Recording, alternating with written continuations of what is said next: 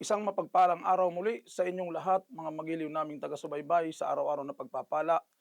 Muli, kay Kristo, laging panalo.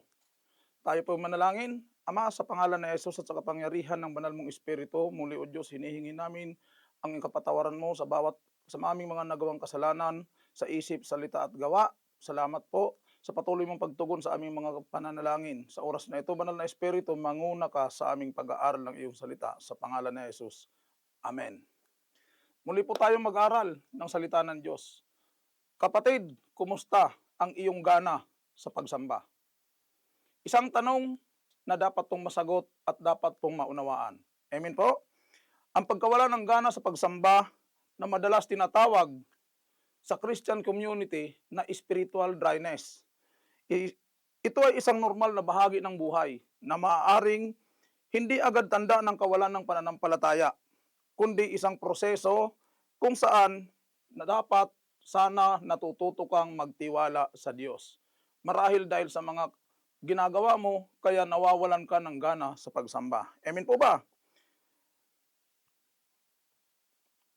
Mga konkretong hakbang para bumalik ang sigla ng iyong pagsamba at pananampalataya. Number 1, piliin mo ang disiplina. Ang pagsamba ay isang desisyon at hindi nakadepende sa kung ano ang nararamdaman mo. Kung walang gana, magsimula sa simple.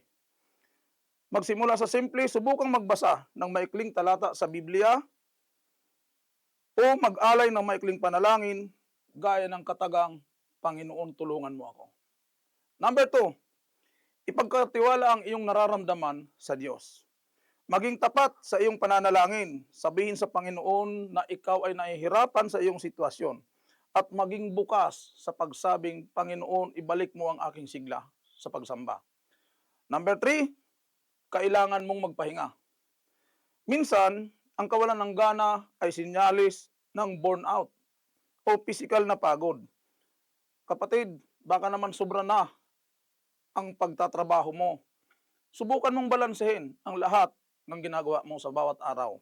Amen po ba? At tiyakin mong nakakakuha ka ng sapat na pahinga. Pang-apat, humingi ng tulong sa iyong komunidad. Huwag mong suluhin ang iyong nararamdaman.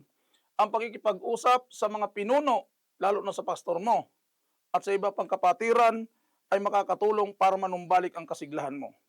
Pang-5, subukan ng ibang paraan, tulad ng care group. Pagdalo sa care group, kung hindi ka nakakadalo sa pagsamba, kailangang pumunta ka sa care group para muling mag-apoy ang iyong gana, ang iyong pakiramdam para manumbalik ang kasiglahan sa pagsamba. Amen po.